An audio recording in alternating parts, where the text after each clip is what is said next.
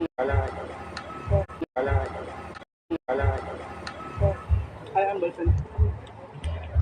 10 lang ni ka question to. So, how do you usually learn or acquire Pwede na cyber? mag-video na. Dili lang. Record lang. How do you usually learn or acquire cyber slang ka lang? Asa rin mo siya natunan? Sa friends ba na? English ko sir. Ikaw, gusto. Natunan ako ang cyber slang usually on social media. Friends. So, dito na ako na-acquire ang mga slang, mga words sa mga friends mo na lang usually na ginagamit while nag-engage sila conversation or mga short term. Unsa nga social media siya? Usually messenger, TikTok, comments. Okay.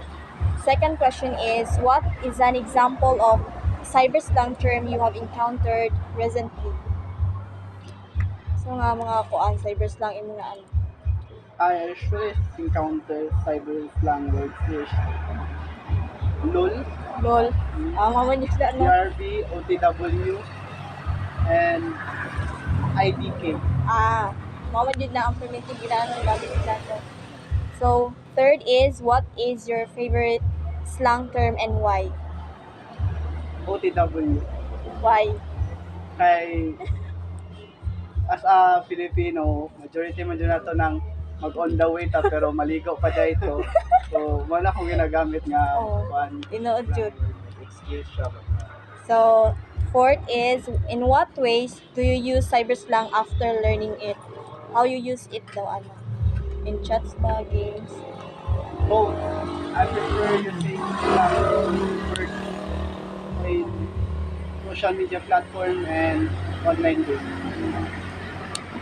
So, fifth is, in what situations do you find yourself using cyber slang? When you use it? Chatting with my friends or playing online games. When it comes sa games, unsa ang ginagamit niyo na ano? LOL. LOL jud no. LOL. Yes. Six is, can you describe a situation where using cyber slang help? Saan siya kanang sa communication, kung ano ba siya easy?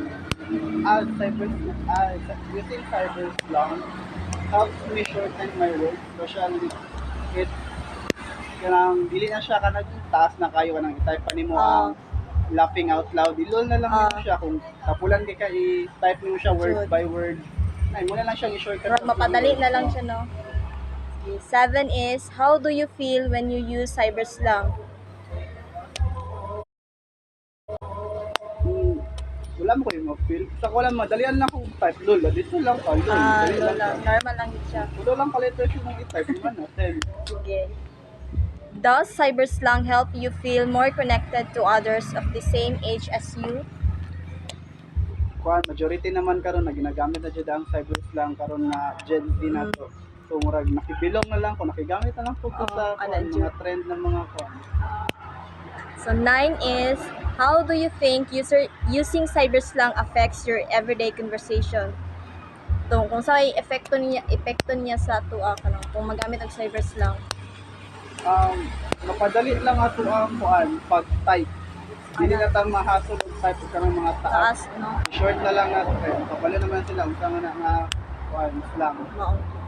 And lastly, do you think cyber slang should be accepted in formal communication platforms? And why? Sa kuha, depende kung asa nimo gamiton nga siya nga platform kay kung sa formal be professional man jud ta di nato gamiton slang words by jud sentence yun nato. Kung sa informal pwede ka magamit og slang words pero dili ko kanang ayon sa gamiton siya sa formal. Okay. Nana ko additional question.